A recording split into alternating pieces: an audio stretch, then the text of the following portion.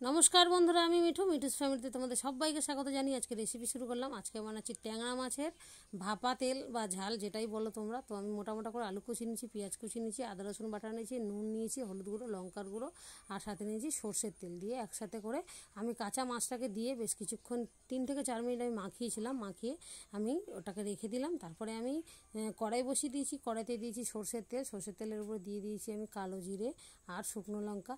আর মাছটা একদম সুন্দর করে মাখাতে হবে যাতে মশলাটা পুরো মাছের মধ্যে ঢুকে যায়।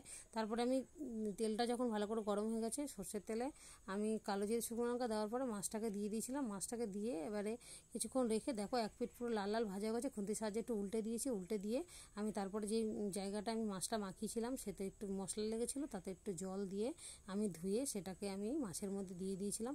আমার রেসিপি তোমাদের কেমন লাগে প্লিজ কমেন্ট করে জানিও। যদি ভালো লাগে আমার চ্যানেলটাকে সাবস্ক্রাইব করে লাইক করে দিও আর কমেন্ট অবশ্যই করো।